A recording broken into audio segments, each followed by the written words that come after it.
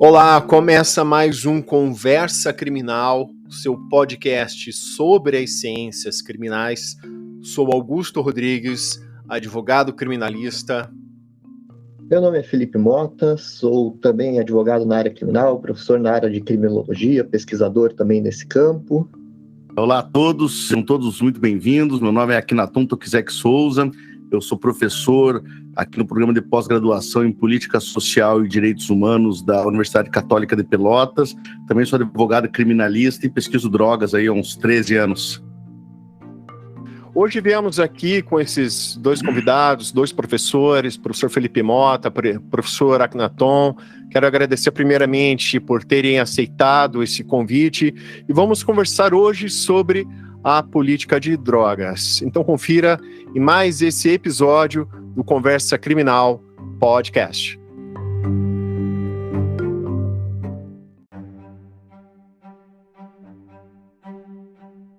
Professores, sobre a política de drogas, os senhores poderiam fazer uma introdução para os nossos ouvintes? Como surgiu a política de drogas como conhecemos, tanto no Brasil como nos Estados Unidos? Só para fazer essa introdução para os nossos ouvintes ter o conhecimento de onde houve esse ponto de partida dessa guerra às drogas? Bem, falar da política de drogas, né, implica pensar de maneira anterior a uma antropologia, uma sociologia das drogas. Então, quando nós olhamos a espécie humana, e olha só que curioso, não só a espécie humana também, outros animais também fazem uso de substâncias psicoativas de metabolismo secundário de plantas e de outras ordens. E nós, os seres humanos, ao longo da nossa experiência, consumimos também de forma ritualística, religiosa, medicinal, social, recreativa, uma série de substâncias, de tal modo que são muito poucas as populações, ou praticamente desconhecidas, aquelas que não fazem uso de substâncias psicoativas. Desde, como já disse, de metabolismo secundário de plantas até substâncias psicoativas oriundas de animais. Um exemplo é o mel tibetano, que tem efeito psicoativo, assim como também de ordem mineral. Então, ao longo da história, a gente vai perceber que nunca houve uma proibição organizada, sistematizada sobre isso. Havia, sim, aqui e acolá, determinados tabus, né, regramentos vinculados ao ritual. Um dos, por exemplo, o LSD primitivo, né, que é o ergote, que era uma substância utilizada pelos gregos, que é feito do esporo do centeio. Ela tinha uma regra muito severa, muito organizada de como e quem poderia produzir essa substância, porque também era muito arriscada, ela gerava uma doença chamada ergotismo. Então havia um controle da produção por conta, né, assim, apenas determinadas profissões específicas da Grécia Antiga podiam produzir. Teve também proibições vinculadas a questões étnicas. A gente pode pensar que a erva mate, que foi proibida aqui e acolá no começo com os jesuítas, chegam ali, olham, né, os indígenas tomando aquela beberagem diabólica e querendo cada vez mais da erva verde, né, tem que ser proibida essa erva aí, que o cara toma, fica com uma disposição e acaba tendo uma certa proibição, mas logo, né, se percebe a utilização econômica daquilo e se libera. O café já foi punido, o tabaco já foi punido com mutilações, né, tanto de orelha como nariz. Então, mas isso muito esparso.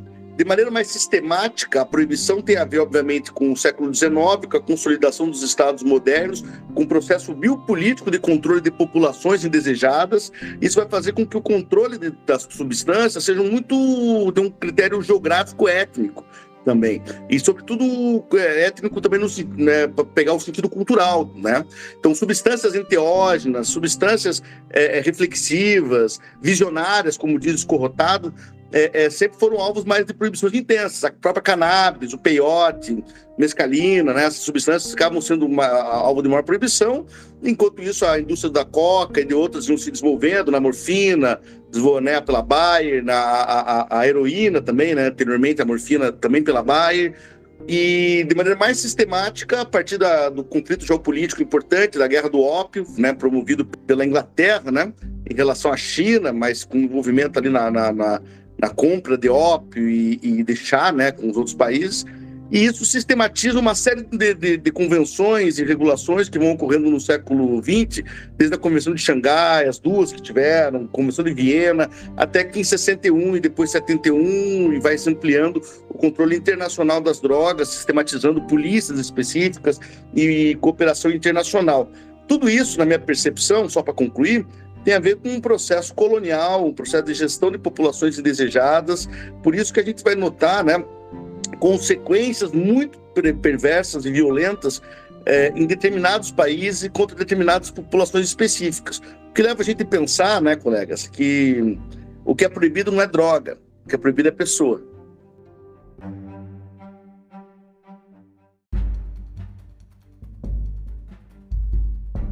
Pois então, eu estou com o professor Akhenaton 100%, e os vários pontos do que ele traz para a gente já mostra como o fenômeno da política de drogas é um fenômeno bastante complexo, porque ele mistura uma série de fenômenos históricos, fenômenos sociais, fenômenos geopolíticos, que se amarram como um tecido, e muitas vezes as pessoas se veem discutindo uma faceta desse fenômeno, tomando a parte pelo todo, achando que aquele pedaço que a pessoa está discutindo é o fenômeno da política de drogas.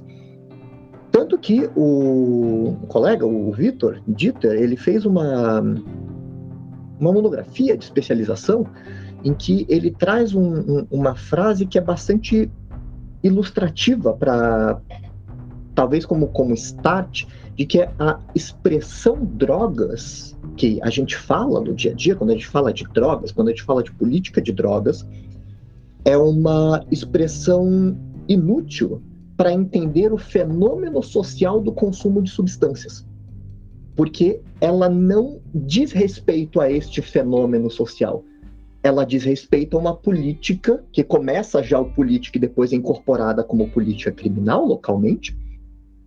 E é sobre isso que se fala quando se pensa em drogas. Só para começar com o exercício, quando o Augusto colocou o título Política de Drogas, as pessoas viram a chamada e começaram a ouvir, certamente elas não abriram o programa de hoje para ouvir sobre o consumo de chá de camomila, sobre o consumo de chimarrão, sobre o consumo de café. Não era sobre isso que as pessoas estavam imaginando que a gente ia falar. E tudo isso é consumo de substância que gera alterações. A gente não está falando sobre medicamentos para ajudar a dormir, para ajudar a acordar numa sociedade medicalizada como a gente tem hoje, em que a gente precisa de chaves para descansar e chaves para trabalhar.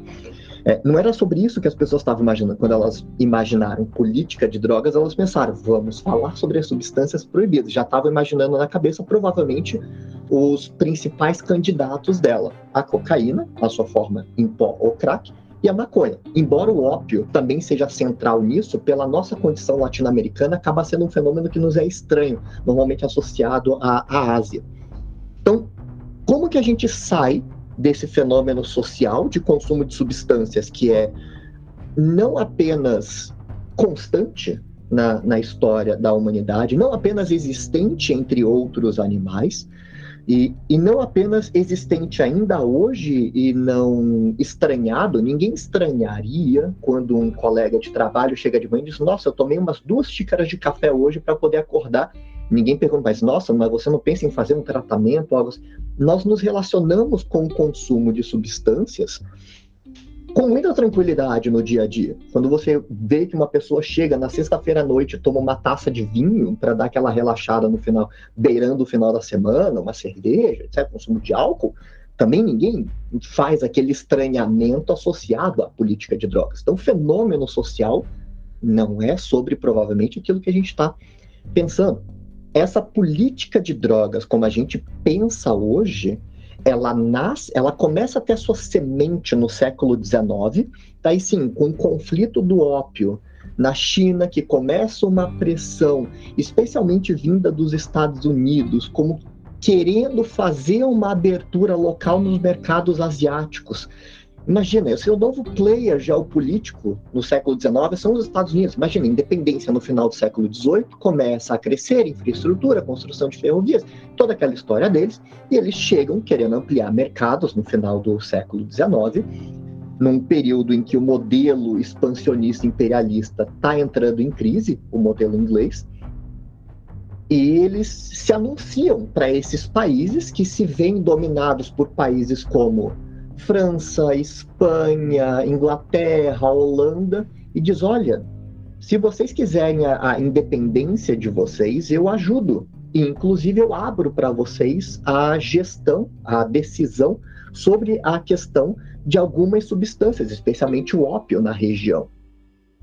E aí, muitos desses países conseguem, Estados Unidos ajuda, por exemplo, as Filipinas com a independência contra a Espanha, e a pauta do ópio era central. Os Estados Unidos diz, olha, agora, Filipinas, vocês é que decidem sobre a questão do ópio.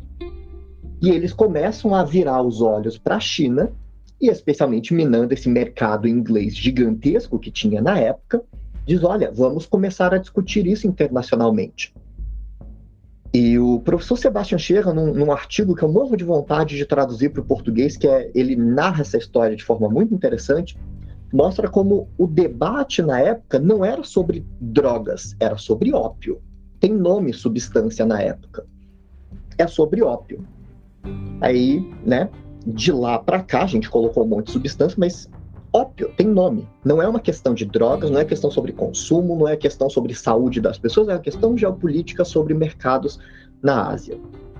E aí, fazendo um salto muito grande, nas discussões internacionais, a Inglaterra, que passa a ser algoz desses mercados, e os países olhando, olha, vamos, né, nos aproveitar desse impacto que isso teria economicamente pelo domínio inglês na região, especialmente Índia e China, pega e dizem, vamos apoiar essa pauta. E aí a Inglaterra, numa tacada de mestre, diz, não sejamos hipócritas. Se vocês estão com um problema com relação ao ópio, vamos colocar também a indústria da coca, das farmacêuticas alemãs, nesse rolê aí. Vamos discutir isso também. E aí a comunidade internacional volta os olhos para a Alemanha, porque a Inglaterra solta essa cartada, diz, eu estou disposto a acabar com o mercado do ópio se vocês estiverem também dispostos a acabar com o mercado da produção farmacêutica dos derivados de coca pelas indústrias farmacêuticas alemãs. Aí o mercado internacional olha para a Alemanha e diz, e aí, Alemanha? E aí a Alemanha, também numa cartada de mestre no início do século XX, pega e diz, tá bom, eu aceito, mas esta convenção que a gente está assinando aqui só entraria em vigor depois que todo mundo assinar essa convenção.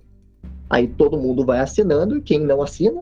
A Alemanha. Ela é forçada, a Alemanha e a Turquia, a assinar essa convenção na saída da Primeira Guerra Mundial como condição do Tratado de Versalhes para a rendição da Alemanha. Então imagina como que uma das cláusulas do Tratado de Versalhes era exatamente que a Alemanha assinasse, ratificasse essa convenção para que ela pudesse iniciar a produzir seus efeitos. Estritamente simbólico, a gente não está falando de crime ainda, e aí você começa a dar nome para duas substâncias. Não é questão de drogas, é questão da coca e do ópio. E aí, ao longo dos anos 20, entra nessa brincadeira a maconha, que, se você pegar os materiais sobre a questão, eles são meio incertos. Tem uns que dizem que foi a Inglaterra que colocou a maconha nesse cenário, tem outros que dizem que foi o Brasil que colocou a maconha nesse cenário. Eu, pessoalmente, sou da posição de que as duas versões elas não são mutuamente excludentes, elas se reforçam. Quando você tem dois países com voz no cenário internacional, elas se reforçam, não se anulam. Mas por motivos diferentes, porque, mais uma vez, o fenômeno histórico de cada país é muito peculiar. E a nossa relação com a questão da maconha, especialmente com as populações escravizadas aqui, é muito mais antiga do que a questão da maconha no cenário internacional. E a Inglaterra tinha interesse também em proibição da maconha, porque nos anos 20 ela está em conflito com o Egito, que está numa luta de independência. Em 1922, a Inglaterra faz uma espécie de declaração de independência do Egito. Olha que doideira. A Inglaterra, que tinha o domínio como protetorado do Egito, diz, Egito, agora você é independente. Mas é uma independência pro forma, porque eles declaram a independência, mas mantêm o controle do canal de Suez, que é o espaço principal que eles queriam domínio ali. E ao longo dos anos 20, os egípcios estão lutando contra a Inglaterra para retomar o controle completo do país. E usavam a produção de cannabis como forma de financiar essa luta. Muito semelhante ao que as Farc fazem na Colômbia. Então, para fazer uma analogia aqui. E aí a Inglaterra, como forma de minar essas lutas anti-imperialistas que estavam tendo no Egito, diz, olha, nós precisamos proibir também a cannabis, porque ela é tão perigosa quanto ou mais do que o ópio. Se isso é verdade ou não, não importa, eles jogam isso como peso político. E aí, pela primeira vez, nos anos 20, vem uma convenção internacional que coloca a maconha também nesse cenário, que antes não estava nesse rol. E aí essas 3 substâncias, embora outras vão sendo acrescentadas ao longo do tempo, é que passam a ser o centro de gravidade da política de drogas em contexto internacional. Então, cocaína, ópio e maconha. Até que, depois da Segunda Guerra Mundial, porque os Estados Unidos sempre advogando muito pela proibição, porque isso também é um fenômeno à parte a ser estudado, porque a relação dos Estados Unidos com essas substâncias proibidas, essas mesmas 3 substâncias, ópio, cocaína e a maconha, é muito ligada com a história dos Estados Unidos de controle de algumas populações marginalizadas. Eles fazem algumas cartadas que, para evitar o racismo declarado desses controles, eles dizem que não controlam pessoas, mas eles dizem que controlam substâncias. Aí volta para aquilo que o Akhenaton falou, não se controlam substâncias, se controlam pessoas. Basicamente, como desculpa de controlar a comunidade chinesa, você diz que está controlando o ópio, para controlar as comunidades latinas, você diz que está controlando a maconha, e para controlar os negros, você diz que está controlando a cocaína. Isso é um fenômeno muito específico dos Estados Unidos, porque tem relações históricas com fluxos de imigração, com a história colonial. Então, isso já dá um estudo à parte, já é uma coisa que precisa ser estudado e é uma parcela, já é uma peça do quebra-cabeça indissociável para entender política de drogas. Mas voltando para esse cenário internacional, ao longo de todo esse período pós-Segunda Guerra, não se fala em criminalizar as drogas. Tanto que nós temos hoje 3 grandes convenções internacionais, uma de 61, uma de 71 e outra de 88, que são basicamente o tripé dessa política de drogas. E as primeiras 2, ou seja, a de 61 e a de 71, elas são muito mais todas elas recepcionadas no Brasil, tá, gente? Se procurarem os decretos especificamente, depois eu passo para o Augusto os nomes para o pessoal pegar no link aí. Vocês vão ler essas 2 primeiras e vocês vão ver que é basicamente uma convenção sobre regulação de produção e utilização dessas mesmas substâncias, mais uma vez, cocaína, ópio, maconha e outras substâncias que já estão entrando aí como derivadas para uso na área médica e a pesquisa científica delas, e é basicamente são convenções para regulação disso, ou seja, o que os países precisam fazer para regular a utilização dessas substâncias para tratamentos médicos e para a pesquisa científica em cima delas. Ou seja, não está proibindo, está regulando. E, se vocês pegarem, existem algumas cláusulas penais ali, dizendo que os países vão criminalizar quem quebrar estas regulações. Ou seja, ainda é uma questão de produção e regulação. Quando vem 1988, a linguagem já é completamente outra. Ela é estritamente penal. Você pega os primeiros artigos dessa convenção e ela é uma linguagem penal. Ela fala em criminalizar, já não fala mais em produção autorizada, não fala mais em comércio autorizado, não fala mais em uso científico, em uso médico. A questão é estritamente criminalização da produção e comercialização dessas drogas. O que significa que de 1961 até 1988 teve uma mudança. Qual é a grande mudança que acontece no cenário internacional?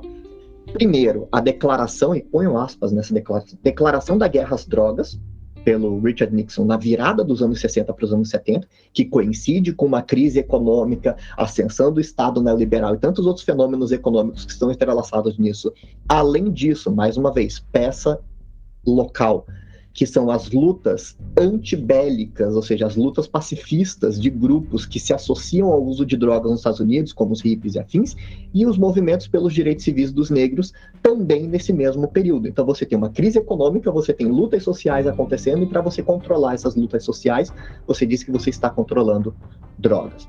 Só que o Nixon, ele declara simbolicamente guerra às drogas, mas ele não consegue avançar muito bem isso, porque os veteranos de guerra que estão voltando da guerra, com uma série de transtornos mentais, estresse pós-traumático e afins, a questão das drogas, de uso de drogas entre os veteranos é muito forte. Então ele não consegue fazer um discurso, implementar a política de forma tão evidente. Isso arrefece ao longo dos anos 70, e aí quando vem o Ronald Reagan, ele implementa essa política que já tinha sido anunciada. O que significa que esta lógica bélica de guerra interna e externa às drogas, como a gente imagina hoje, caveirão, armamento pesado, bateria antiaérea, cenário de guerra que a gente vê, por exemplo, associado a favelas no Rio de Janeiro, Cracolândias e São Paulo, etc. Isso é um fenômeno que começa aí. O que pode parecer estranho para quem ouve, que é um fenômeno recente, é um fenômeno que tem aí 40 para 50 anos. E aí quando a gente imagina questão de drogas, a gente fica pensando que é uma coisa ancestral. Não. Guerra às drogas como geopolítica criminal é um fenômeno extremamente recente na história da humanidade. Então imaginem que se em tão pouco tempo ela já produziu os efeitos sociais e econômicos que nós temos, inclusive de dominação geopolítica, a gente pode entrar nisso mais na frente. Imagina se isso fosse um troço que tivesse séculos e séculos. Não, é um fenômeno histórico recente. Então quando você pensa questão de guerra às drogas, é um fenômeno que vem deste período histórico, irradiando dos Estados Unidos por questões históricas e internalizadas pelos diversos países, e que aí dá start a uma série de discussões. E aí eu vou deixar só uma expressão no ar aqui, para depois a gente falar sobre ela, que é a ideologia da diferenciação. Essa ideologia da diferenciação, ela está no cerne dos problemas que a gente enfrenta desde então da política de drogas e como que isso tem impactos geopolíticos localmente. Eu vou deixar aqui por enquanto, então situem a questão das drogas como esta geopolítica que inicia no final do século XIX, com contornos primeiro focado no ópio e na cocaína, depois coloca a maconha, não tem contornos penais no início e começa a ganhar esses contornos simultaneamente de política criminal e de geopolítica criminal, como guerra, como política bélica, na virada dos anos 60 para os anos 70. E é esse fenômeno que a gente pensa hoje quando a gente pensa em política de drogas. Esta virada que nós tivemos ali.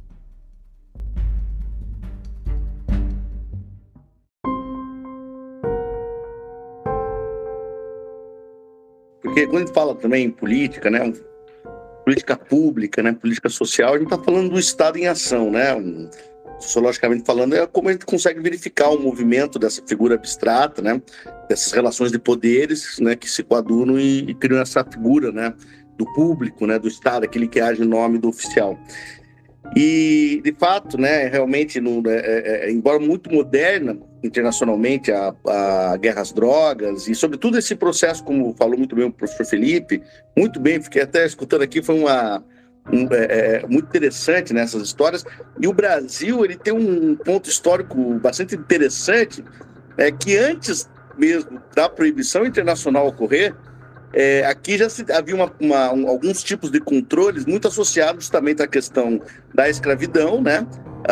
E vinculado ao uso, né, cultural, vamos chamar assim, étnico, e não só o uso de plantas, mas de determinados rituais também, práticas. A gente pode aqui famosamente falar da capoeira, né? Mas também o pito do pango, isso em 1830, né? Havia assim, uma organização estatal, mas uma delegacia de controle, né, desse processo de miscigenação, uma legislação para isso.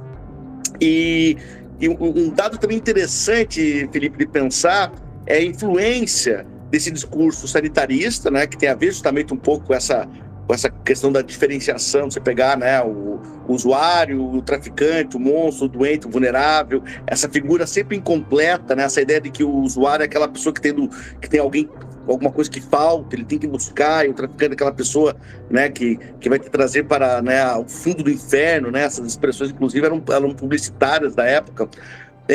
A influência que o discurso sanitário teve nisso, né? O Brasil ele foi campeão nessa discussão, né? Tanto com o Rodrigo Doria, tem vários livros históricos assim organizados, né, acho que são alguns compêndios médicos que tem um forte traço eugenista, racial, né? Muito marcante. Então isso, obviamente, sistematizado na década de 40, também num livro chamado do Arthur Ramos, que é um livro clássico, O Negro Brasileiro, é um livro pelo qual o negro brasileiro, a cultura, né, boa parte dela é etnografada e se torna internacionalmente conhecida, né, esse cara que foi um aluno do Fernando Peixoto também, colega, e do Nina Rodrigues. E nesse livro ele vai descrever, por exemplo, né, de maneira etnográfica, e claro, quando ele usa a cannabis, ele nem usa a expressão maconha, usa cannabis ou tisturarias, né, porque a própria ideia de droga, como falou muito bem o Felipe, tem a ver com a expressão, né, do holandês, né, ou do germânico baixo, né, do holandês, drugvat, né, folha seca, especiaria. Então se confundia com a arruda síria também e outras práticas, mas já havia um controle policial.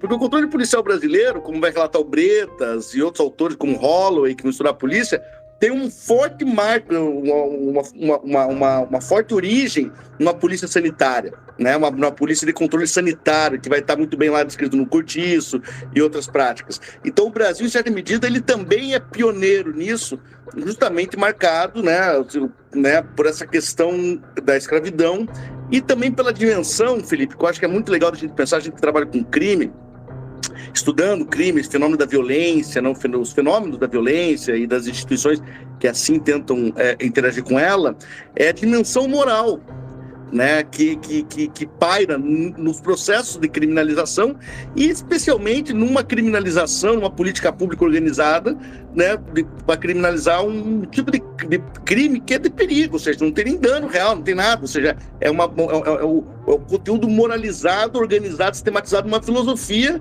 né, de guerra, uma filosofia da morte, um direito penal do inimigo e outros conceitos que vão ajudar a gente a refletir sobre isso. Então, em certa medida, o Brasil é um pioneiro, né, do lado do mal, né?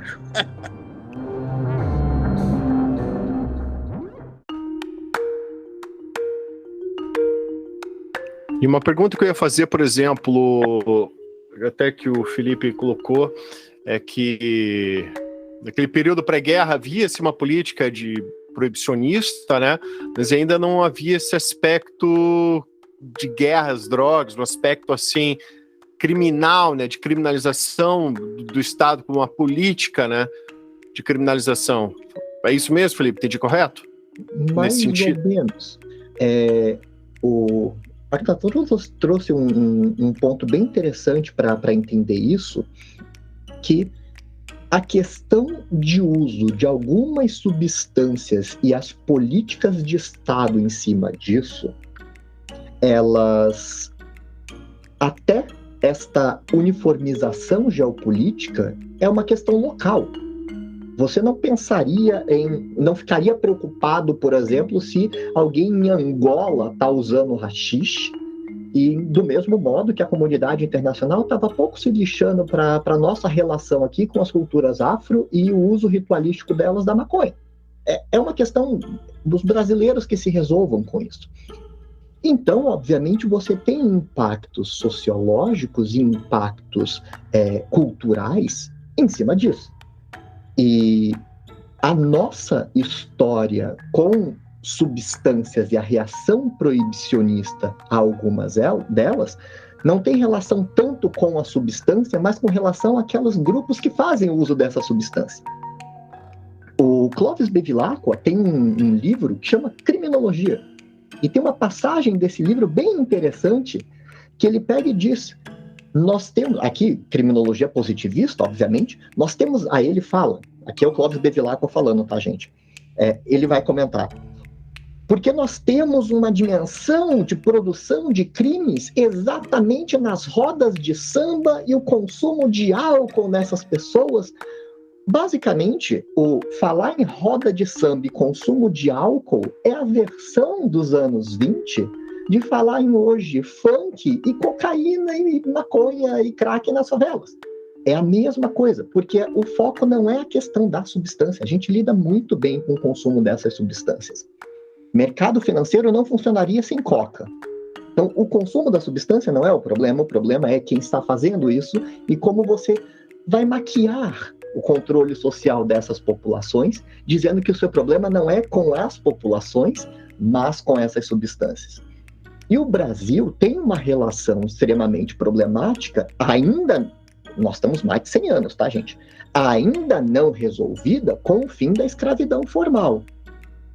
Então, ao longo do século XIX, o Brasil está pouco a pouco abolindo a economia da escravidão. Note-se que não é abolindo a escravidão, porque você começa a minar a perpetuação da escravidão. Então você começa a minar a transferência de novos escravos via tráfico negreiro, depois você começa a minar a perpetuação da escravidão com, por exemplo, lei do ventre livre, depois você começa a minar a continuidade depois com a lei do sexagenário, ou seja, o que está sendo feito é, aos poucos, abolindo a política de escravidão, a economia da escravidão, até que simbolicamente vem a Lei Áurea. Só que mais de 50% da população do Brasil nesse período era de negros. E a discussão da segunda metade do século XIX é o que nós vamos fazer com essas pessoas. Aí entram autores interessantíssimos, como que o Akhenaton trouxe, como o Nina Rodrigues é um personagem icônico desse período, dessa política higienista, essa política eugenista, essa política de branqueamento. Daí você começa as políticas de imigração dos europeus para a região sul, para dizer, vamos branquear o Brasil. Então, uma das formas de controle dessa população era exatamente o controle das manifestações culturais dessas populações.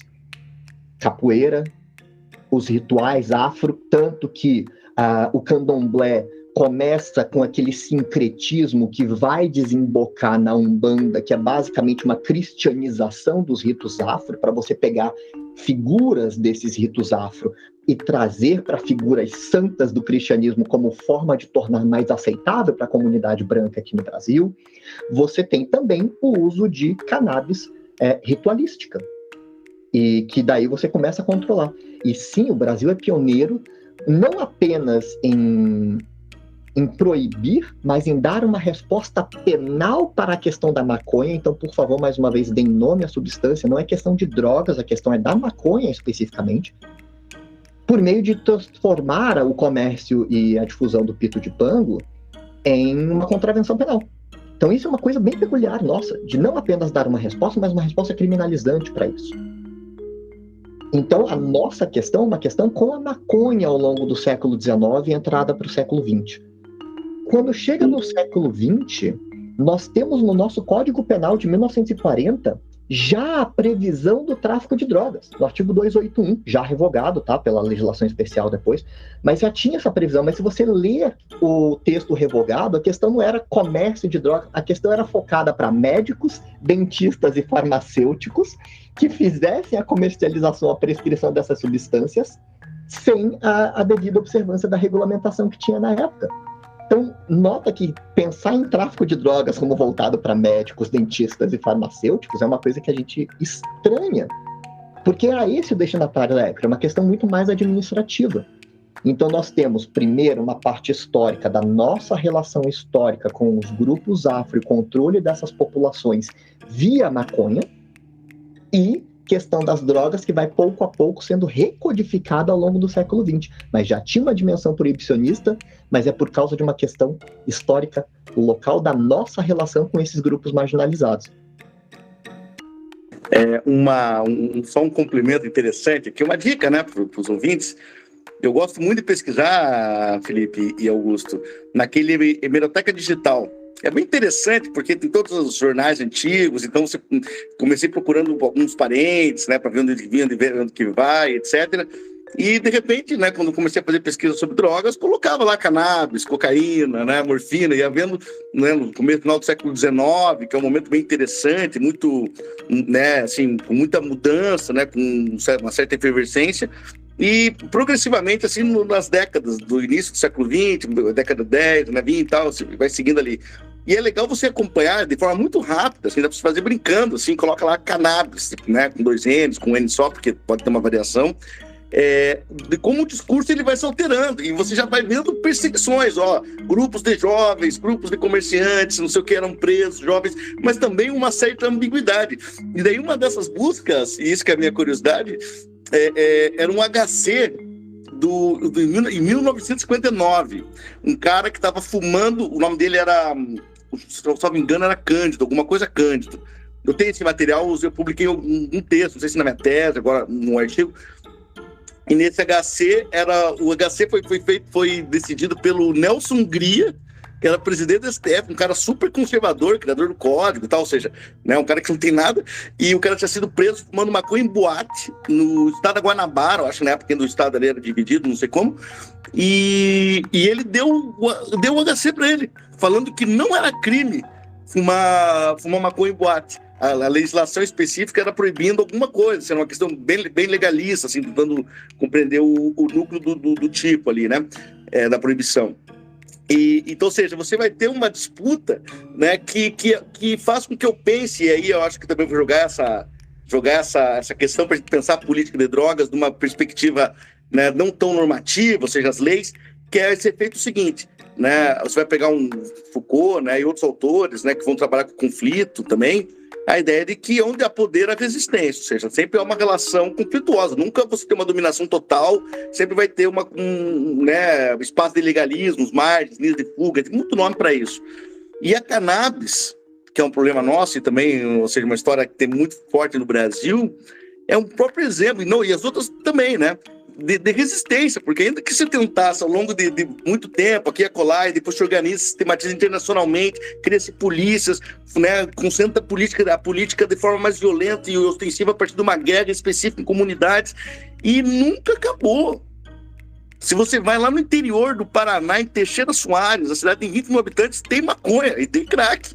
Então, ou seja, né? Então isso é uma forma de resistência, ou seja, a cultura permanece, a cultura se manteve. Há quem cultive, há quem venda, há quem ensina, quem sabe curtir os usos, todas as etapas necessárias para que a pessoa, né, mantenha uma espécie de uma cultura, não só a cultura do cultivo, mas a cultura que dá sentido ao uso, né? Então isso mostra, em certa medida, como a política de drogas, a partir do direito penal, e a gente pode pensar, eu concordo, né, necessário especificar, ela fala assim, ela não cumpre os fins a que se pretende, né, de maneira oficial, né, como se declara oficialmente, como diz o Cirino, né, o professor Cirino, e mais do que isso, né, ela cada vez mais tem sido demonstrada a partir de vários pesquisadores como ela é um efeito de governo exatamente de populações. Então, ou seja, você vê isso de maneira grotesca na seleção, na seletividade. Então, ou seja, determinados locais, determinados públicos, determinados espaços se pode consumir. Tem loja de grow, né? Quer dizer, né? Não precisa muito esforço, né? Para poder fazer, né, a associação de que o cara que tem uma loja de grow, alguém vende, alguém compra. Então, não é esse público que está sendo perseguido, né?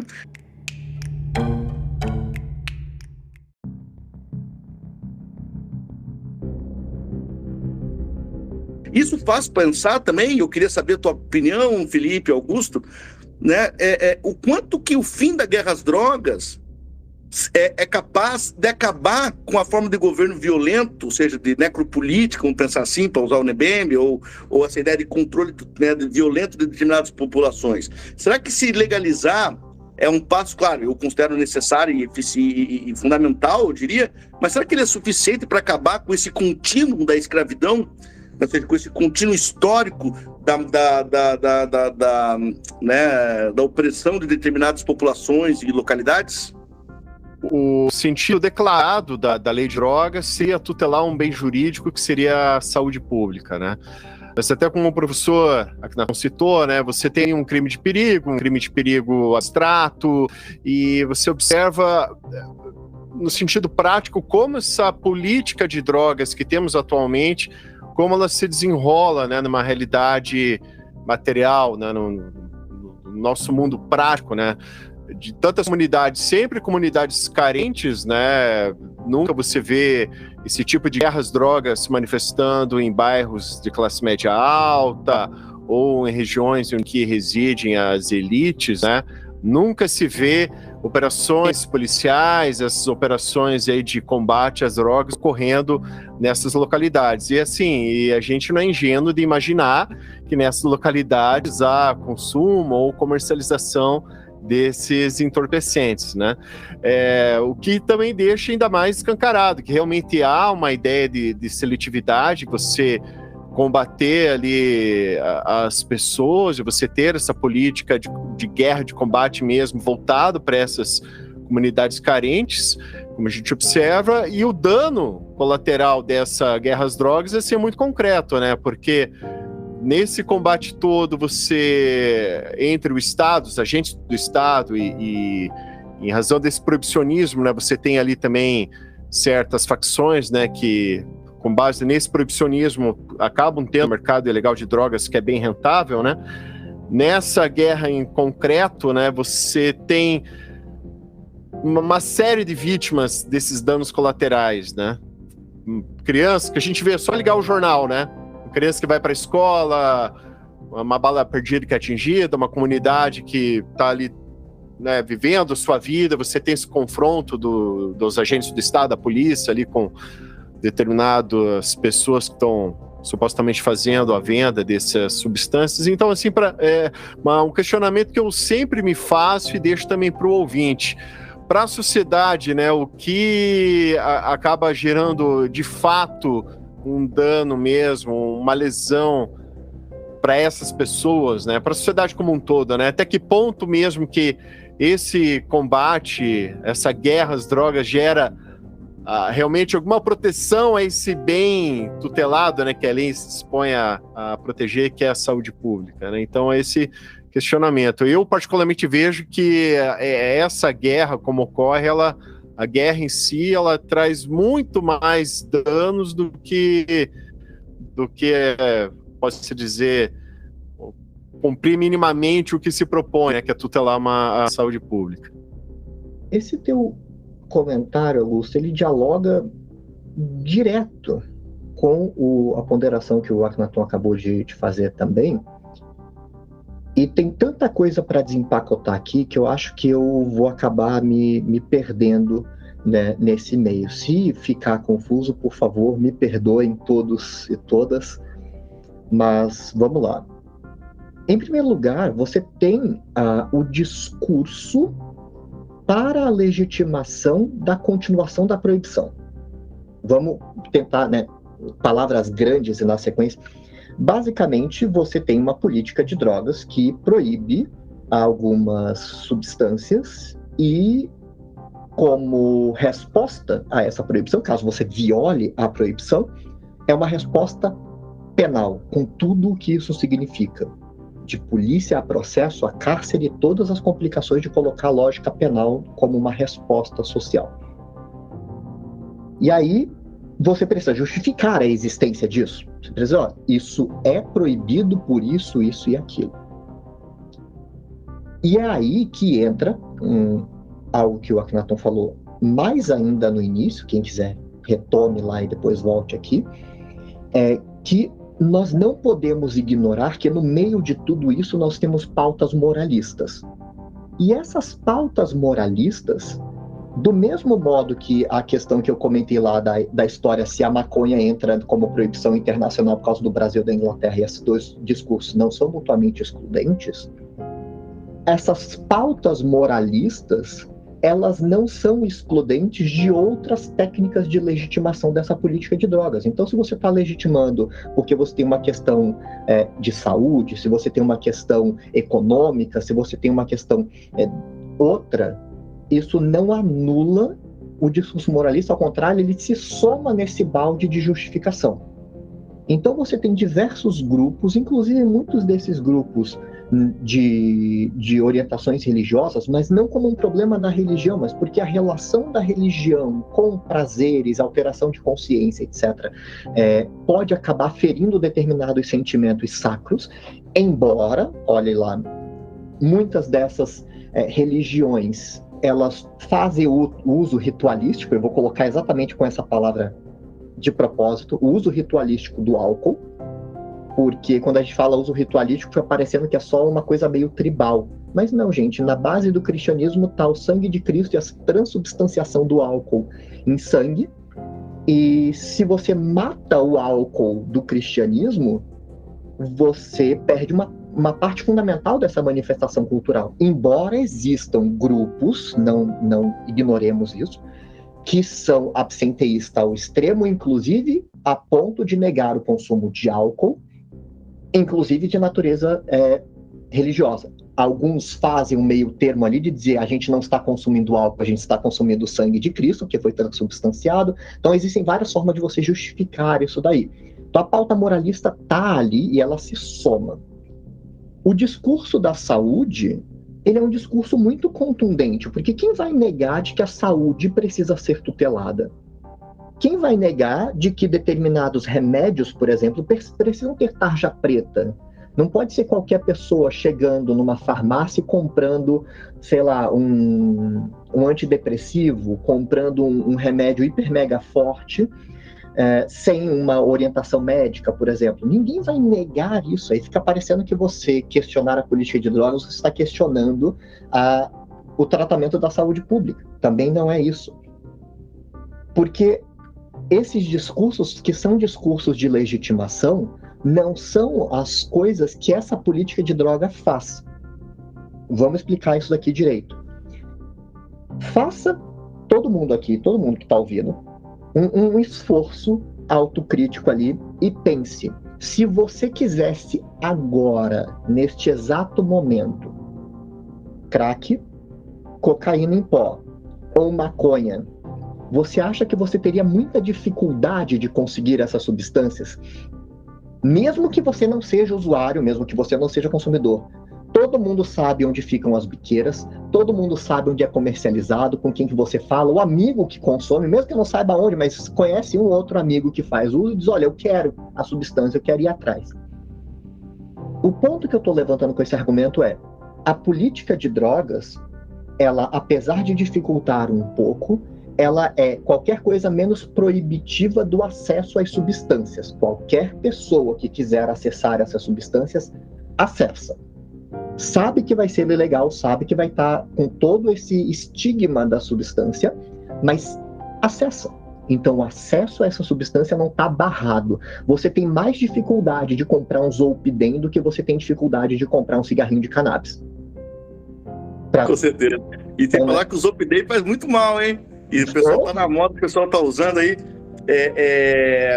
Uma coisa também legal, assim, que tem a ver com essa questão da moralização e pensar que a política de drogas, Augusto Felipe, é que justamente a consequência da política de drogas, ela vai muito além do penal, né? Ela tem uma relação da questão técnica, sabe, do judiciário. Ela vai gerar, por exemplo, um efeito que vai ser muito bem analisado pelo Luiz Antônio Machado da Silva, que ele vai desenvolver o conceito de sociabilidade violenta, ou seja, ele afeta as relações das pessoas. Seja daquela pessoa que sabe que mora na comunidade e fala pro filho comprar pão e fala assim, filho, não corre.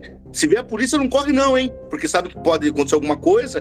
Até um garoto que quer entrar pro tráfico, porque ele quer se empoderar, quer ter arma, quer não sei o quê, porque isso tem sentido.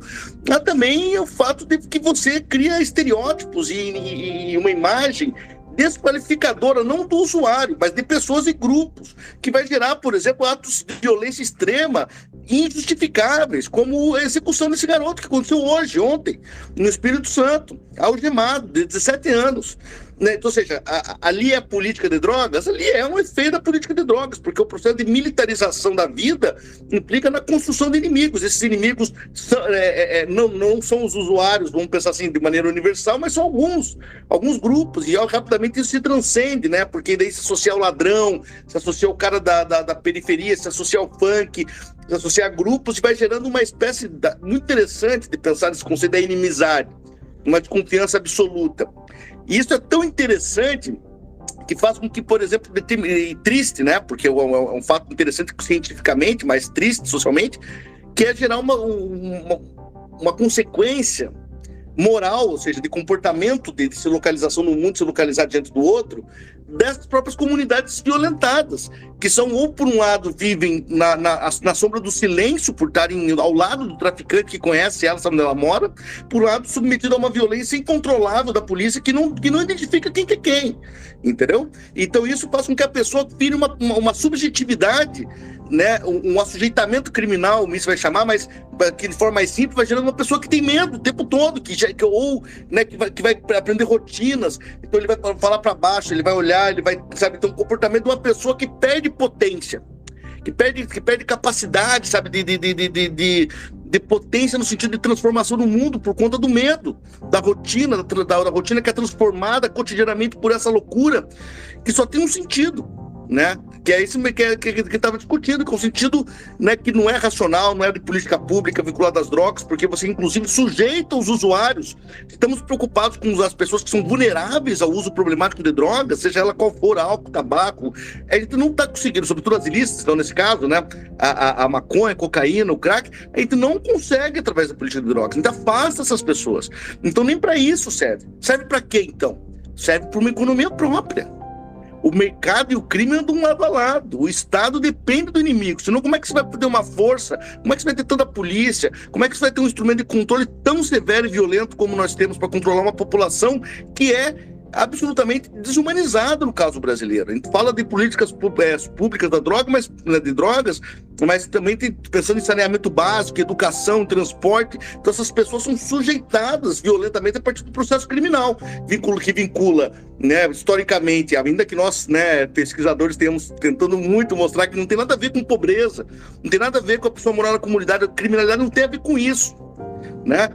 Mas de forma hegemônica, né? Ou seja, a ideia geral, a representação geral da violência urbana, né, que marca os policiais, que marca as comunidades, que marca todos vocês, associa diretamente, de forma muito poderosa, a ponto de criar actantes, né? Ou seja, possibilidades de ação, como matar alguém, que associa comunidades, né, periféricas, jovens, negros, ao inimigo. Essa figura que antes era o cara, né, que o bruxo, né, e agora se torna essa figura do traficante, né, que tem que ser exterminado, né, e depois agora sei lá o que virá, né.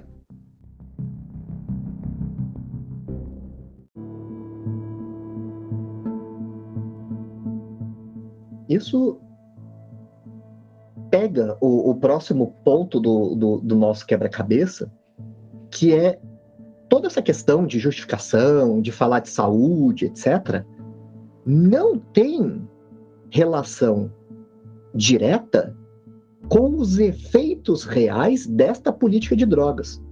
Tudo isso que o Akhenaton está falando, a preocupação que o Augusto está trazendo, é o fato de que, mesmo que a gente fale que a gente está tutelando saúde, a gente não está tutelando saúde, a gente está resolvendo outro problema, a gente está lidando com outra questão, está tendo outros efeitos, está tendo outras consequências além daquilo que a gente fala.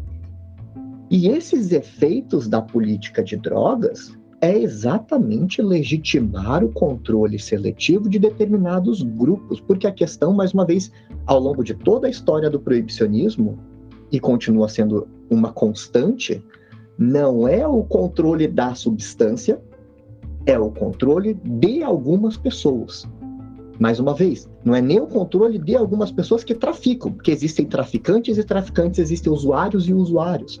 Mais uma vez, você passa o filtro da seletividade, aí você consegue fazer isso. E é um controle genocida. Você faz um controle verdadeiramente de extermínio. Por isso que o Akhenaton está batendo nessa tecla o tempo todo, de falar em política de morte, falar em política de matar, falar de mortes matáveis, e que não importa se a pessoa é ou não traficante, o que importa é se a pessoa está no espaço do traficante. E o espaço aqui não apenas o espaço literal da biqueira, mas o espaço simbólico, a favela. Embora a favela não seja o espaço de todos os traficantes, é o espaço de alguns traficantes. O espaço simbólico de estar numa escola pública, e aí você poder ser matado, ainda que você não seja envolvido com o tráfico, sendo ou não, porque, mais uma vez, o envolvimento com o tráfico é secundário aqui. Ele entra para justificar, que diz, mas, sabe, quando você vê a notícia jornalística, diz, e a pessoa, apesar de naquele momento não estar cometendo crime, ela tem passagem pela polícia. Ou seja, você acabou de legitimar a morte dessa pessoa. Ou seja, essa política, ele tem o efeito de legitimar esses efeitos. E é por isso que tem uma palavra de ordem muito forte de ser usada em palestras sobre o fenômeno das drogas, que é: a política de drogas mata muito mais como política criminal do que evita overdoses com essas mesmas drogas. Ou seja, ela salva muito menos vidas do que tira. Aí as pessoas dizem: meu Deus, então nós precisamos acabar hoje. Mas o ponto é, ela tira muito mais vidas do que ela salva, porque a finalidade dela nunca foi salvar ou não vidas, foi sempre fazer o controle. E aí eu volto para a provocação do Akhenaton, eu vou deixar aqui no ar já o spoiler do que eu penso, que é urgente sim a descriminalização, mas a descriminalização das drogas só iria recodificar o controle seletivo desses grupos. Ou seja, se agora você não pode mais utilizar a lógica das drogas para dizer que está perseguindo traficantes e biqueiras, você vai ter um novo elemento discursivo que vai preencher este espaço, mas a lógica genocida do nosso sistema penal aqui no Brasil continuaria com uma outra cara. É o que eu acabo pensando. Você vai substituir, você vai preencher este vácuo com outra coisa para continuar fazendo o mesmo controle de sempre. Muda para continuar igual, infelizmente. Mas tem que descriminalizar, por favor, a política criminal, né? Não resolve. Eu concordo plenamente, Felipe. E claro, assim, a gente fala, né, nessa questão da importância da descriminalização, de se regular, porque tem um efeito esclarecedor, poderia ter um efeito esclarecedor de aprendizagem política para o país, né, histórica. Só que tem um elemento aqui, né, se por um lado a política de guerra às drogas, de inimizade, vai gerar, vamos pensar assim, subjetividades subalternas, pessoas que vão ter medo.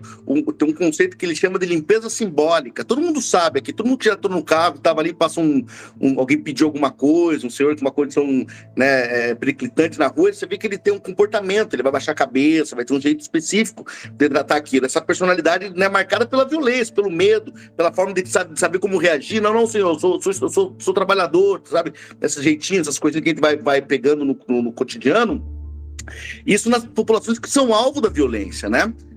Agora, pense no seguinte, imagina uma mulher que mora numa comunidade tratada como uma comunidade de tráfico, uma comunidade perigosa, que trabalha no centro, e que tem que falar assim: olha, eu moro lá, mas eu sou estudante, eu moro lá, mas eu sou evangélica, eu moro lá, mas eu tenho carteira assinada. Ele vai ter que justificar que ela não é traficante. Então já é um problema grave. Agora, pensemos o seguinte: a subjetividade que gera nos opressores, que vai gerar uma subjetividade cínica, né? Típica daquelas pessoas que conhecem a margem do Brasil da legalidade e brincam dentro disso. Sabendo, por exemplo, uma vez eu estava numa palestra, alguém perguntou para mim: professor, você está falando aí, mas eu sou policial, se eu ver alguém usando droga, eu não posso não prender, né? Porque senão eu respondo por crime também, né? Por prevaricação. Eu falei: você joga bola com seus amigos? Jogo, e nenhum deles usa droga, nenhum bebe e vai dirigindo, e você prende eles. Ele ficou quieto. Ou seja, esse cinismo, entendeu? Entendeu? Tipo, eu sou a favor da proibição, mas você sabe usar, você tudo bem, você é aquele grupo aqui é que tal. Então isso vai gerando uma personalidade pública, do agente público, aquele que está fazendo a ação do Estado, a política pública, que é uma personalidade absolutamente cínica. E essa personalidade cínica que sustenta a morte como se fosse produção de vida, que a gente tem que desmantelar. E a experiência que tivemos com a política de drogas, estamos tendo, ela seria um grande benefício para a história brasileira se a gente de fato destrinchasse ela, né, víssemos as consequências e a economia que é a simbólica e econômica, o economicista, né, vamos pensar assim, que há por trás dela. Então, ou seja, há um cinismo absoluto que marca essa política, e não é essa só, mas essa política sobretudo. E que essa política é importante que seja discutida, porque ao contrário de outras, essa é o principal mote de mortes, de violência, de controle populacional de forma violenta no Brasil.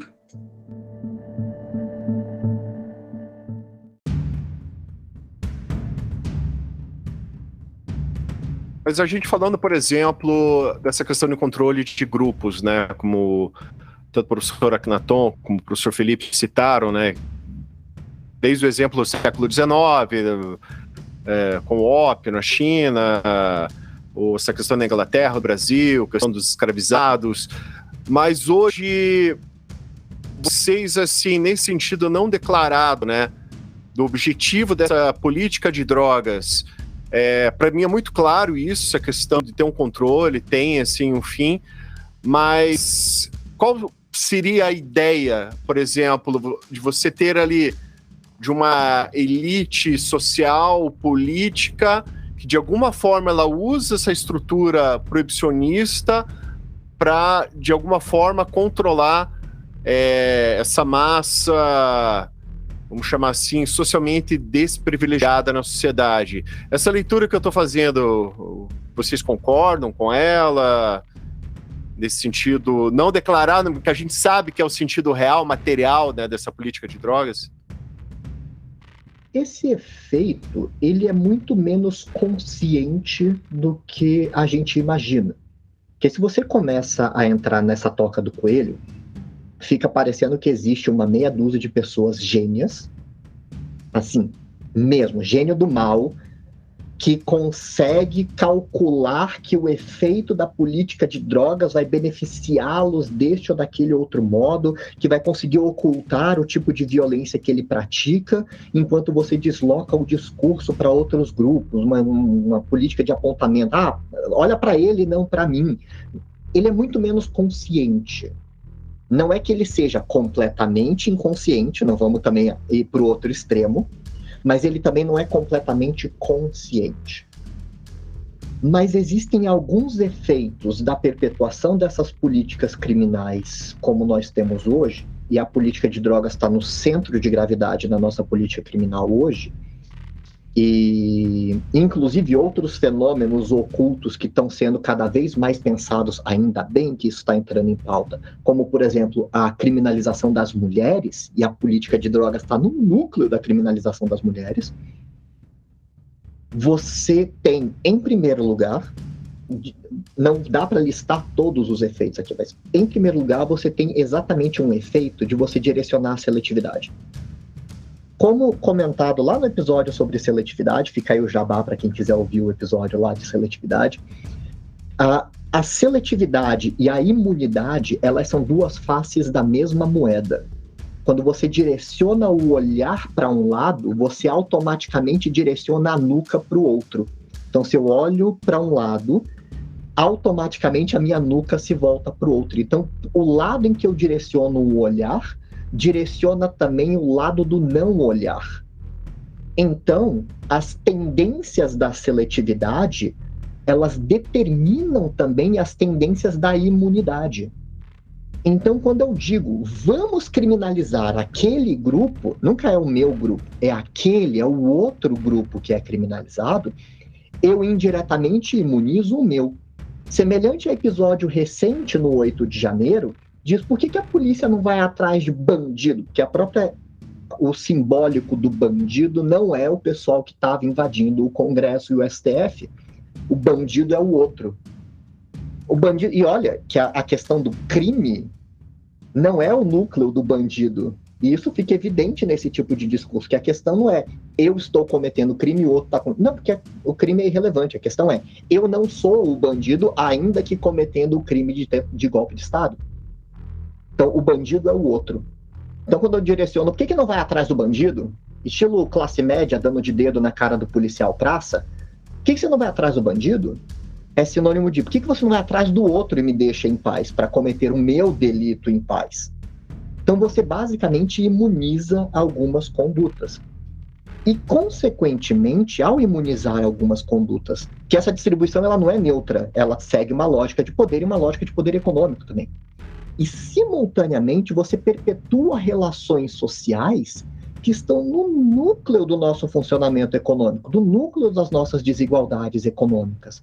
A perpetuação, a distribuição invertida dos bens sociais versus os bens penais, ou seja, a distribuição de pena, seguindo um inverso de distribuição dos bens sociais, não é um acidente, é um derivando do outro e um realimentando o outro. Ou seja, ao você perpetuar o controle nesses grupos mais baixos, mais difícil fica que esses mesmos grupos rompam com os ciclos de perpetuação da condição econômica deles e, consequentemente, transformem a sociedade que o mantém naquela condição subalterna. Ou seja, é uma coisa levando a outra. E é óbvio que quem está lá em cima pode até não ter consciência disso, mas ao sentir os efeitos, você gera uma espécie de seleção natural. Ou seja, essas pessoas que estão lá em cima, que acabam fazendo esse discurso, permanecem lá em cima. Então, aqueles que não fazem esse discurso, não, eu estou simplificando demais aqui, tá, gente? Mas aqueles que não fazem esse discurso são eliminados disso. Ou seja, se você fizesse um discurso de transformação social, de transformação das condições estruturais que o mantém numa posição privilegiada, você deixa de ser privilegiado, se você está tentando transformar essa estrutura. Ou seja, você perde a sua posição de privilégio. Você só permanece na sua posição de privilégio se essa mesma estrutura que mantém você nesse privilégio, ela é perpetuada. Então, quem que vai se manter no privilégio? Aquele que mantém as estruturas que o colocam na posição de privilégio. Ou seja, a política criminal, de forma seletiva, tem este efeito de perpetuar essa estrutura assimétrica da nossa sociedade. Ainda que não seja consciente, ela tem este efeito. E não tem, mais uma vez, pensa que eu não falei em saúde, não falei em educação, não falei em infância, não falei em morte. Percebe que você vai para um outro espaço, e isso é muito mais difícil de entender, porque fica muito mais abstrato, fica muito mais difícil de entender na prática o que significa nas relações concretas, de, como colocou muito bem o Akhenaton, das subjetividades das pessoas que são transformadas, subjetividades reais a partir desses efeitos. É muito mais difícil você trazer esse discurso macro para a realidade micro, embora elas estejam o tempo todo se retroalimentando. Um alimenta o outro. É até uma anedota, né? O Felipe, até fazendo um link com o que o Felipe comentou, uma anedota, né, que eu presenciei, um fato, né, há um tempo.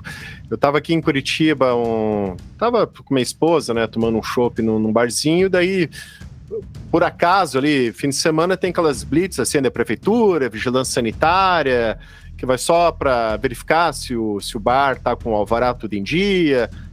Ok, tá aí, tudo bem. Devem lá junto o Corpo de Bombeiros, né? Vocês imaginam. Daí, junto, só foi o apoio policial para essa equipe. A polícia nem entrou no bar. Só uma região aqui de classe média de Curitiba, né? A polícia só parou na frente, ficou ali, e só o bombeiro e os agentes da prefeitura que entraram no estabelecimento. Mas o que me chamou muita atenção ali, que daí tinha uma pessoa, né? Bem aquele estereótipo da classe média alta curitibana, sabe? Que você pode imaginar como. Não passou 2 vezes, sacou o celular e começou a filmar os policiais, dele protestando, né, contra esses policiais, dele bradando, né, que absurdo, vocês aqui constrangendo pessoas de bem, vocês deviam estar na periferia. Então, você veja que já tem ali já um discurso, né? Nós, os cidadãos de bem, da classe média, estamos sendo constrangidos pela mera presença da força policial nesse ambiente, né? Enquanto, o que ele disse, né, nas entrelinhas, enquanto o papel de vocês é estar na periferia, né? Fazer o quê na periferia? Reprimindo?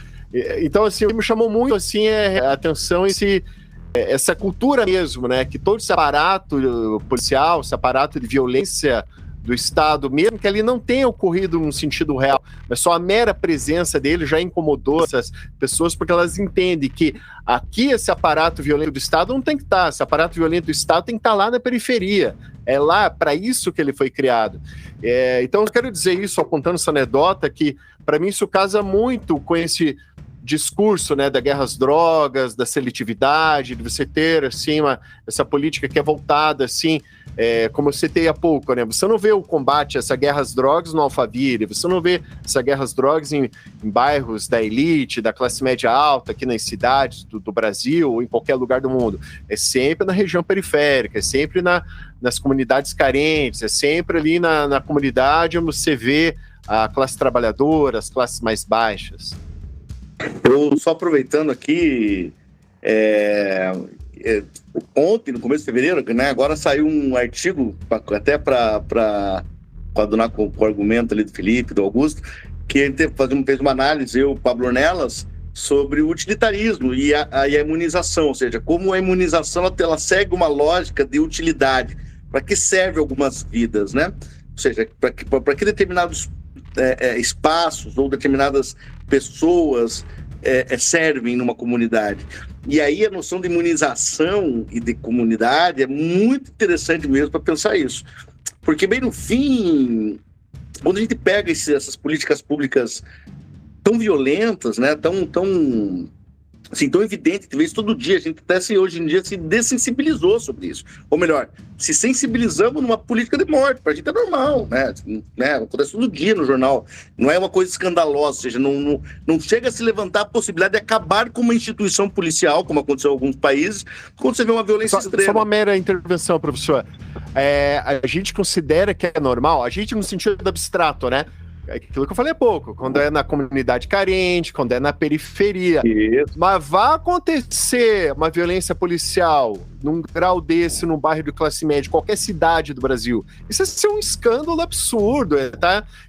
A gente não consegue nem conceber essa ideia, né? Não sei se o professor conhece aqui Curitiba, mas bairros aqui, né, em que jovens de classe média, imagina a violência, se tivesse o mínimo disso, seria um escândalo absurdo. Vou dar um outro exemplo. A minha prima, ela é ex-policial militar, né? Ela pediu exoneração porque ela mudou de carreira. Ela citava, por exemplo, quando tinha essas operações em bares aqui de Curitiba, da classe média alta, chegava o oficial que comandava a operação e falava para os praças: olha, vocês ficam aqui fora, só vou entrar eu, oficial, e mais, no máximo, outro oficial bombeiro, para não constrangermos as pessoas que estão ali dentro. Ele falava isso, e os praças ficavam tudo lá fora. Eu me criei em periferia, e eu sei como é. Chega a polícia num bar, alguma coisa, todo mundo na parede, a gente sabe como é. Então é incrível. Concordo com o argumento do professor, mas é essa visão que a gente sempre tem, né? A bala perdida, a violência policial na favela, na comunidade carente, enfim. Então, é isso aí, esse argumento, exatamente. Se a polícia fizer o que faz na Vila Pinto, fizer lá no Batel, a coisa vai ser diferente, né? O professor Pedro Bodet, né? Eu estudei minha vida inteira em Curitiba, né? Então, o Pedro Bodet pesquisava muito essas comunidades. Então, assim, mas a questão dessa lógica que o professor Felipe estava falando, da imunização, né? Dessa ideia de você se relacionar com o outro, né? Quem é esse outro, já que é um outro... A própria ideia do medo, né? Se for pegar o livro do Jean Delumeau sobre a história do medo no Ocidente, um historiador bem interessante, ele vai demonstrar, né, que essa associação tá vinculada ao estranho, ao esquisito, né, a palavra em alemão, né? Ele pode até me corrigir, o Fremden, né? Que tem alguma coisa a ver também com o estrangeiro, com o estranho, né? E também com o inimigo, né? Ou seja, com uma radical comum, né? O livro do Zimmel, um texto do Zimmel vai falar sobre isso, é muito interessante, que é justamente essa ideia de quem é esse outro. E isso vai gerar, naquela modernidade, né? Ou seja, quando se instrumentaliza essa máquina de construção simbólica e de práticas, que é isso que nós chamamos de Estado, né? A biopolítica, ou seja, o controle de populações, o controle agora organizado em estatística, dados, censo e política pública do que nós vamos fazer com determinadas populações. E isso gera um paradigma, segundo Expósito, né? Que é o paradigma da morte e da vida. Então, alguns merecem viver e outros merecem e devem morrer. E essa morte não é uma morte só física, é uma morte simbólica também, mas física também. Então, ela acontece, porque para ter a morte física, ou seja, a ação física, depende, né, dessa construção simbólica. Então é isso, é exatamente. Vocês podem pegar, ouvintes, tem vários exemplos disso. O racismo, que no caso das drogas, atravessa a política de drogas inteiro, né? Ela é o cerne duro, né, o eugenismo nessa política. E você pegar a política de drogas e o racismo, por exemplo, e pegar na internet e colocar no YouTube lá, teste da garota perdida em São Paulo. O cara pega lá uma menina loira, coloca numa esquina em São Paulo, ficam filmando. Quanto tempo aquela menina fica ali? 1 minuto. O que você está fazendo aqui, menina? Cadê tua mãe? Cadê teu pai? E coloca uma menina negra na mesma esquina e passa minutos sem alguém intervir. Então isso aí não é possível, né? Quer dizer, e aí aquela coisa que eu falei assim, que é uma coisa de naturalização. O que é essa naturalização, né? Bem no fim, né? É quando nós, em certa medida, inculcamos o sentido das coisas. Então nós inculcamos as práticas de violência e por isso que a gente pode pensar hoje numa ultramilitarização, numa hipermilitarização da vida, porque a gente vai inculcando, internalizando, incorporando essas percepções do mundo que torna tolerável a misoginia, na nossa cultura brasileira, que torna tolerável o racismo, que a gente diz, não, ninguém é racista no Brasil, cara, né, tem uns absurdos que a gente escuta por aí. Então, isso, na minha percepção, tem a ver, a política de drogas é a principal política, né, a principal biopolítica da morte. Enquanto nós temos a questão, e daí porque justamente ela não está relacionada com drogas, ela está relacionada com pessoas, né, porque a mesma substância tem argumentação no STF para legalizar em óleo para famílias, bababá, não sei o que, óleo medicinal, bacana, já faz uma requalificação da linguagem, né? Já não chama mais maconha, chama óleo de CBD, óleo de canabinoides, etc e tal, já muda o símbolo daquilo, e a maconha prensada, pau na moriga, né? Bordoado nas pessoas. Então, porque justamente, né, você tem esse paradigma. Como que pode uma preocupação com a vida, como disse o Foucault, aqui usando ele, citando ele, né, parafraseando, sei lá, né, como que a ideia de você promover mais vida, né, nós nunca fomos tão preocupados com a vida, né, e não ter medo de morrer, e médico, que não pode ter nada, e não sei o quê, come Globberry, que tem antioxidante, faz crossfit, viver mais, também gera tanta morte, matar tanta gente no século XX. Por que isso acontece? Esse paradigma, na minha percepção, tem muito a ver com essa ideia da imunização, do qual a política de drogas se organiza também, ou seja, vamos tirar fora esses indesejáveis. Não, você sabe usar, você é um cara legal, né? Você é um dos nossos, aí tudo bem, mas aquele lá vamos tirar fora.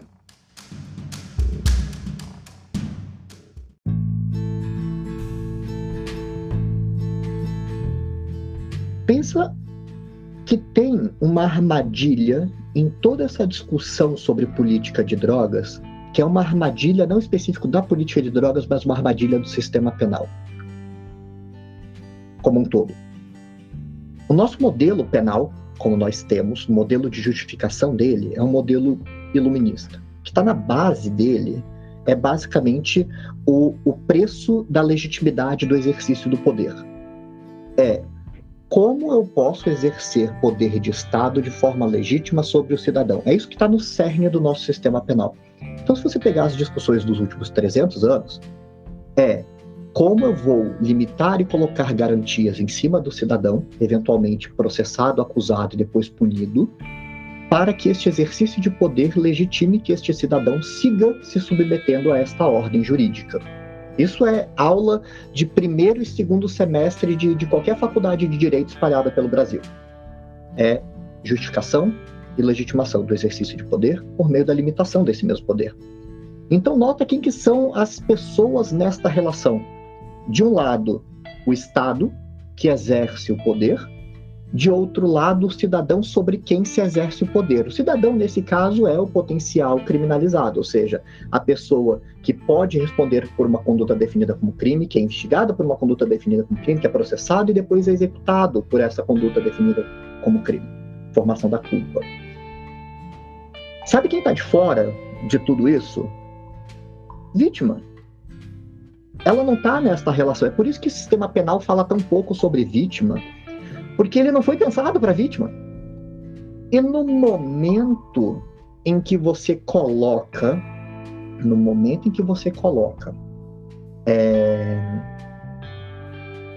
o sistema penal no tabuleiro, automaticamente o sistema penal entra pela porta da frente, a vítima sai pela porta de trás.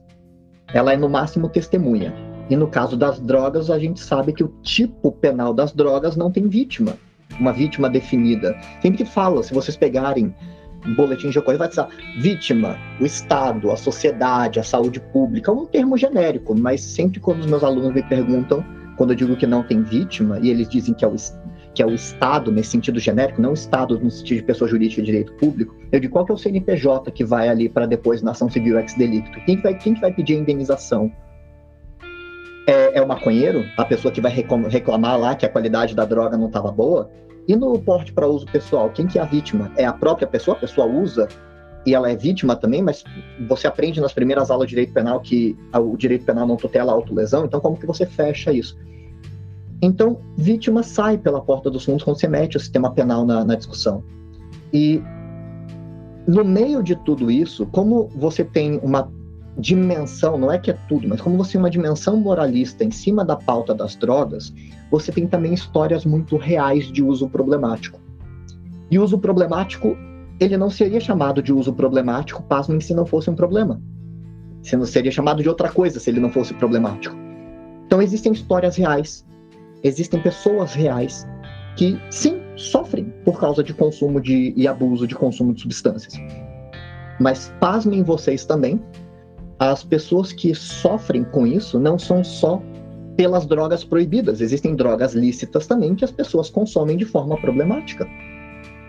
Álcool é o exemplo mais fácil de você visualizar, mas não é nem o único. E olha que o álcool é lícito, mas não é nem o único. Existem tantas outras substâncias lícitas que também produzem problemas. Pessoas que são dependentes de medicamentos, por exemplo.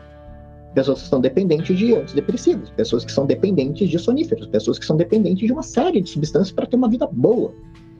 E algumas pessoas que, ao passar do ponto, automaticamente dependem dessa substância e têm uma vida ruim. São pessoas reais, são histórias reais, dramas familiares. E aí as pessoas trazem isso num discurso para legitimar a política de drogas, e aí fica parecendo que é um discurso em oposição. Fica parecendo que, para você tutelar estas histórias reais, você precisa manter a proibição. Quando uma coisa não tem, em primeiro lugar, na primeira camada, nada a ver com a outra, e nas camadas mais profundas, é exatamente por causa da política, não é apesar dela, é por causa dela que esse sofrimento ele é agravado. Porque você estigmatiza a questão. Você não permite a criação de políticas públicas para tratamento dessas pessoas. Você fica sempre dependendo de um setor social ali que quase de caritativo, em razão de você colocar um setor social quase caritativo, muitas vezes vem acoplado com o discurso religioso, ou seja, se você não encontra o seu espaço na religião, você está excluído de muitas dessas casas de amparo. Então, o uso problemático é uma questão para ser enfrentada, mas você só vai conseguir enfrentar a questão do uso problemático de histórias reais, pessoas reais, e que é um problema, quando você conseguir desapegar da política criminal de drogas. É quando sai a política criminal de drogas e você vê que tem outras possíveis respostas, que você começa a pensar respostas reais para pessoas reais a partir de problemas reais. E que, enquanto política de drogas existir, isso também está fora. Mais uma vez, essas pessoas saem pela porta dos fundos quando o sistema penal entra, porque não é para eles pensado isso. E aí outras pessoas que têm relação com o sistema de segurança também podem ficar invocadas e dizer, mas ninguém fala das vidas dos policiais perdidas. Você só vai conseguir falar disso no momento em que política de drogas sair, também pela porta da frente. Ou de preferência pela porta dos fundos, para que as pessoas reais voltem pela porta da frente. Porque sim, você só começa a pensar em uma política de proteção da vida das pessoas que precisam entrar numa política de guerra, que pasmem, na guerra morre gente. Então, se é uma política de guerra, vai morrer gente. Então você só vai conseguir pensar na tutela da vida dessas pessoas quando você começar a conseguir superar a lógica penal para responder à questão das drogas. Então a política criminal não só é um empecilho para resguardar vidas das vítimas, como das outras vítimas que precisam implementar essa política de morte e morrem junto com ela. Então, ou seja, você só vai começar a falar das pessoas que não têm nenhuma relação com a questão das drogas e morrem por causa do sistema penal. A bala perdida, que nunca é tão perdida, ela tem direção, ela tem raça, ela tem classe, ela tem endereço ali, tem um CPF escrito naquelas balas que não são tão perdidas assim. No uso problemático, porque as pessoas da classe média alta pagam as clínicas de reabilitação de R$10 mil, quem se ferra é a pessoa dependente na periferia. Quem se ferra é a pessoa em situação de rua, porque o uso problemático que a gente associa com a pessoa de rua é só porque tem visibilidade. Não é que esse uso problemático não exista entre pessoas de classe média alta e pessoas ricas, mas as pessoas têm todo o amparo econômico, familiar, social para tratar da questão, enquanto as pessoas que são já vulnerabilizadas, inclusive vulnerabilizadas pela política de drogas, não têm este mesmo amparo. Então, mais uma vez, é sim importante pensar nessas questões, mas a gente só vai conseguir pensar nessa questão no momento que a gente tirar a lógica penal da formulação do problema, que enquanto ele estiver ali, e mais uma vez, não são antitéticas, descriminalizar drogas não é abandonar as vítimas, ao contrário, é trazer as vítimas de volta para o circuito de debate e pensar em políticas para essas pessoas. Por isso que eu falei em ponto cego. Esse é o ponto cego dessa discussão, porque a gente pensa no sistema penal. Até a pergunta que eu faço para vocês, né? A gente discute muito, como o Felipe falou, né? O que está no holofote é a guerra às drogas, esse aspecto penal da guerra. E se tirando o holofote dessa política de criminalização e estender esse holofote assim, para uma política pública, de saúde pública, né? Como o Felipe citou, uma clínica de recuperação para um dependente, né, que tem esse uso problemático, é caríssimo. Eu tenho colegas, né, que têm familiares que tiveram problemas, né, com esse tipo de uso e a família, assim, gastou uma fortuna para fazer o internamento, né? Ou outros casos, que daí a pessoa ela tem que ter um vínculo com alguma instituição religiosa para poder ter esse tipo de tratamento. Mas e quem não tem esses recursos, essas possibilidades, né? O Estado, a saúde pública, o nosso sistema de saúde pública, ele oferece esse tipo de tratamento?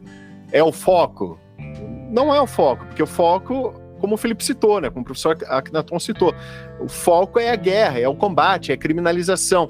Então, assim, se houvesse realmente toda essa dedicação de recursos, energia para realmente tratar esse problema como uma questão de saúde, né, seja na prevenção, discutir, assim, questão, olha, até eu ouvi uma frase, não lembro quem citou, se foi o Dr. Drauzio Varela, ou Paulo Coelho, mas falaram assim, a questão da droga é que droga não é ruim, droga pelo contrário, droga é bom, por isso que as pessoas consomem e em certas ocasiões elas acabam de alguma forma pagando preço, né, por esse uso.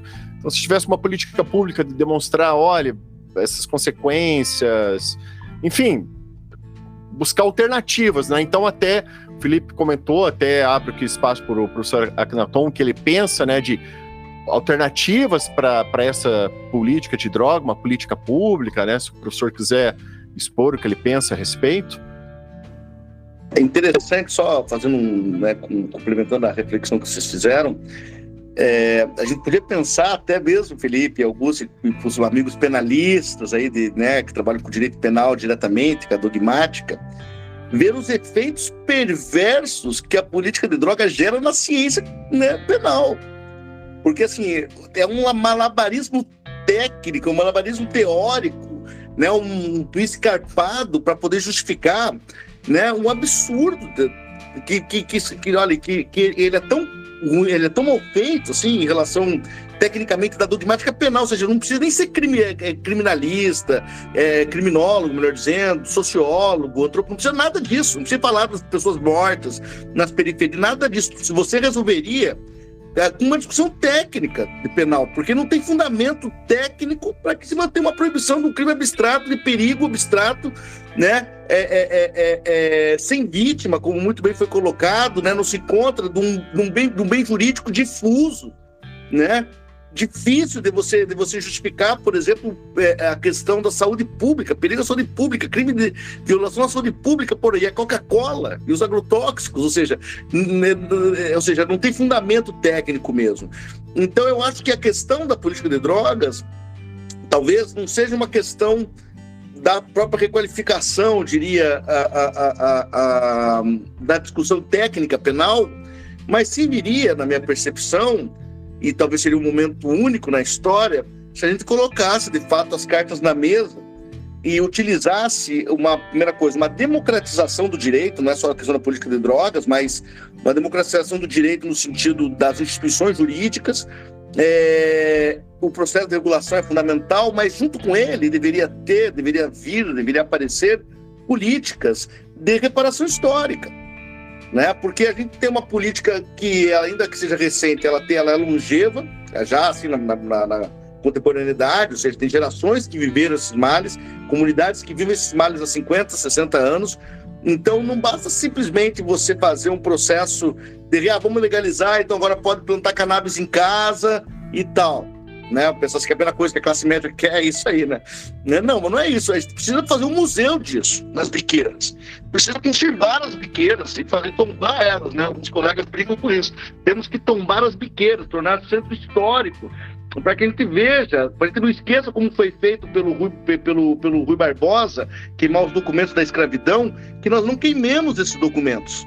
que nós saibamos as consequências, os danos que foram feitos na história, para que não se repitam, porque, como já falamos aqui muitas vezes, não tem a ver com a droga, com saúde, tem a ver com uma gestão política de pessoas que são vistas como indesejadas.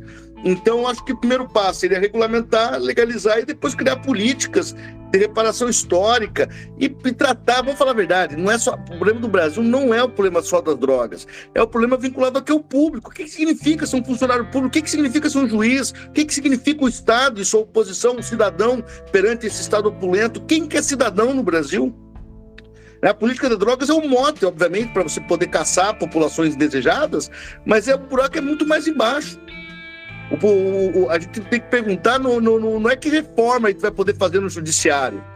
A gente tem que perguntar que judiciário a gente quer, que polícia que a gente quer. Porque me dá a impressão que nós queremos essa mesma.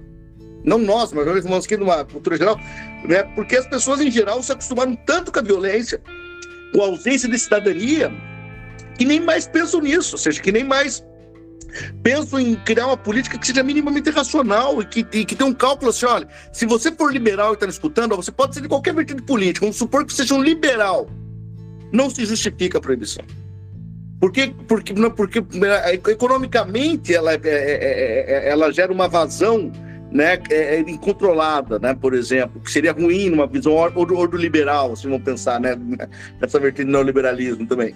Então, ou seja, a justificação da proibição, ela só se justifica a proibição a partir do controle de populações indesejáveis, do moralismo cínico, que gera, como muito bem falou o Felipe, castas privilegiadas, grupos privilegiados, ainda que não diretamente com a venda de drogas, com o privilégio de saber que não são alvos.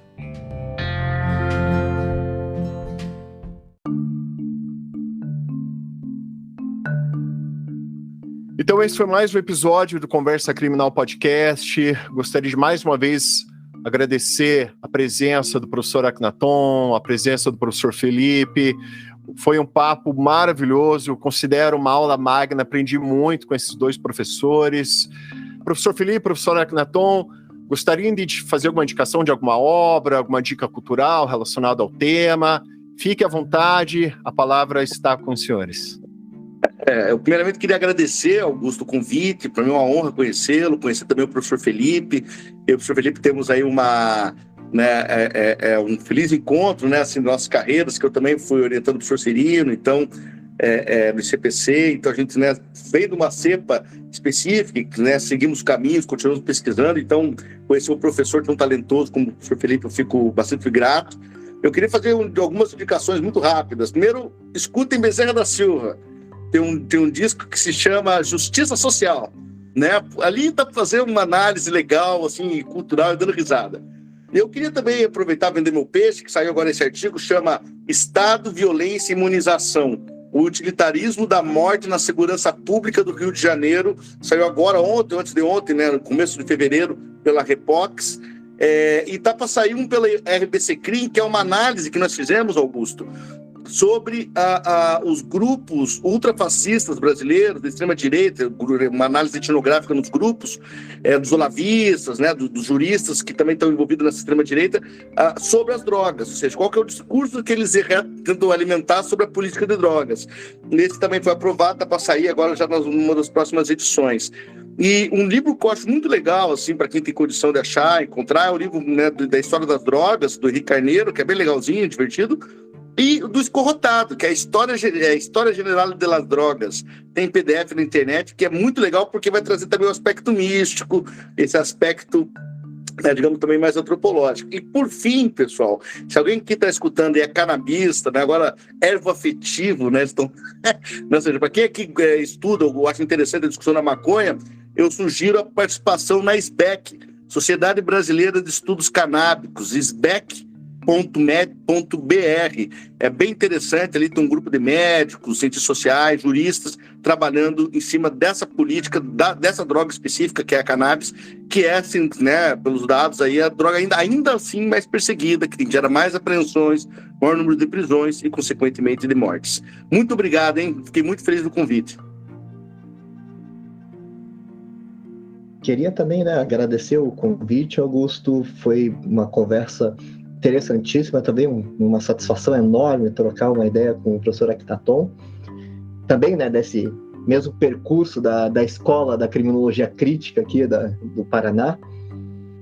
De fato, só ganhei com essa conversa.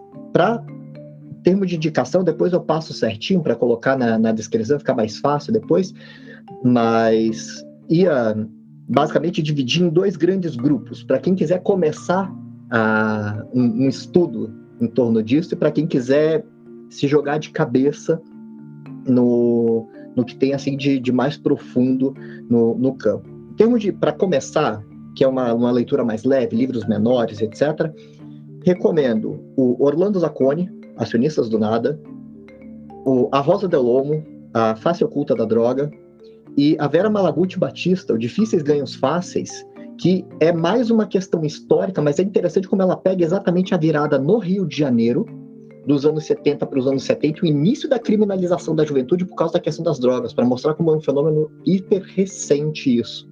Então, os 3, sem dúvida, é um bom ponto de partida. E para quem estiver fazendo um estudo, vamos supor, para uma especialização, um TCC de graduação, uma pós-graduação em sentido estrito, daí sim, o Antônio Skorrotar, literatura assim da mais vertical, é talvez o que tem de mais profundo sobre a história das drogas ever publicado.